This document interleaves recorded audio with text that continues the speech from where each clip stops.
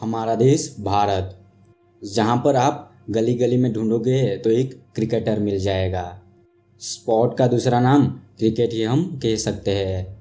यहाँ पर ऐसा कहना गलत नहीं होगा कि सबसे ज़्यादा क्रिकेट प्रेमी इंडिया में ही पाए जाते हैं। इस क्रिकेट के प्रेमी देश में क्रिकेट के अलावा स्पोर्ट में ही दूसरे खेल में गोल्ड मेडल लाकर पूरे देश को चौंका दिया है। उनके हाथ में फ्रैक्चर आने के बाद भी उन्होंने गोल्ड मेडल जीता है। उनको रामनाथ कोविंद के द्वारा अर्जुन अवार्ड भी मिला है। आपको 2020 टोक्यो ओलंपिक में जो 2021 में खेला गया था वो डेट थी 7 अगस्त की। 87.58 मीटर का भाला फेंककर वर्ल्ड रिकॉर्ड बना दिया।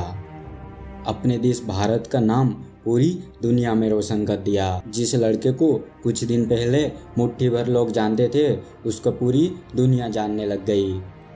तो हाँ दोस्तों, अब तक तो आप समझ ही गए होंगे कि मैं बात कर रहा हूँ नीरज चोपड़ा जी की। हाँ, वही नीरज चोपड़ा जिसका हाथ टूटने के बाद भी उन्होंने गोल्ड मेडल ला दिया है। तो दोस्तों, हमारा आज का वीडियो नीरज चोपड़ा की बायोग्राफी भी आप समझ सकते हो। उनके बारे में हम डिटेल में जानेंगे। नीरज चोपड़ा जी का जीवन आज के युवाओं के लिए एक मोटिवेशन है। उनके अंदर की कुछ कर गुजरने की आग एक अलग ही है। उनका जो गोल के प्रति समर्पण है उसकी तो क्या ही बोलूं। आपका जन्म 24 दिसंबर 1997 को हरियाणा के पानीपत नामक शहर के छोटे से गांव खांदरा में हुआ था। उनके पिताजी किसान थे। पिताजी सतीश कुमार किसानी करते थे और उनकी माता गृहिणी थी। यहाँ पर आपको एक बात जानकर हंसी आएगी। नीरज चोपड़ा अपने बचपन में थोड़े मोटे थे, लेकिन 11 साल की उम्र में ही उन्होंने पानीपत के स्टेडियम में जय चौधरी जी को भाला की प्रैक्टिस करते हुए देखा था। और फिर क्या था, नीरज चोपड़ा जी को भी मन में विचार आया। उसके मन में ख्याल आया कि मैं भी ये कर सकता हूँ, मैं भी ये सीख सकता हूँ, मैं भी ये भाला फेंक सकता हूँ।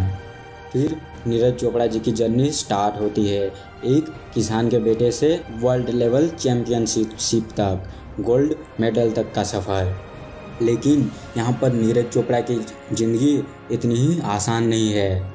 उन्होंने अपने जीवन में काफ़ी सारा संघर्ष किया है। ये बात है 2019 की, जब वर्ल्ड चैम्पियनशिप इन दोहा ड्यू उनके राइट हैंड के एल्बो में फ्रैक्चर आ गया था। उसके बाद फिर क्या था, उनको अपने हाथ की सर्जरी के लिए मुंबई के बड़े हॉस्पिटल में आना पड़ा। इतनी बड़ी सर्जरी के बाद भी उन्होंने हार नहीं मानी। यहाँ पर अगर कोई आम इंसान होता तो वो हार मान लेता। मेरा अभी हाथ टूट गया है, मैं उतने दूर भाला कैसे फेंकूंगा, मुझसे अब ये नहीं होगा। आम इंसान होता तो ऐसा सोचकर हार मान लेता। लेकिन ये तो अपने नीरज चोपड़ा जी थे। उन्होंने 2020 के टोक्यो ओलंपिक के लिए अप्लाई कर दिया, लेकिन कोविड के कारण वो थोड़ा लेट हुआ। उसमें उनको प्रैक्टिस करने के लिए थोड़ा टाइम मिल गया। और फिर क्या था, लगातार ट्रेनिंग, लगातार संघर्ष, उनके अंदर उबलता हुआ जोश, लक्ष्य को पाने की तीव्र इच्छा, अपने देश को गोल्ड मेडल दिलाने का सपना, और इसके साथ कंपटीशन की तैयारी, वर्ल्ड ओलंपिक की तैयारी।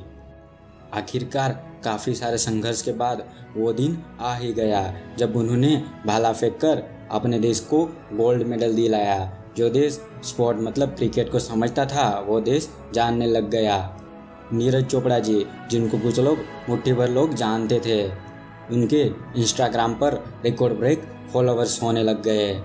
देखते ही देखते अभिनव बिंद्रा जी के बाद वैश्विक चैंपियनशिप के स्तर पर एथलेटिक्स में स्वर्ण पदक लाने वाले दूसरे इंसान बन गए। एक बार उन्होंने अपने देश को गोल्ड दिला दिया, उसके बाद तो क्या बात थी।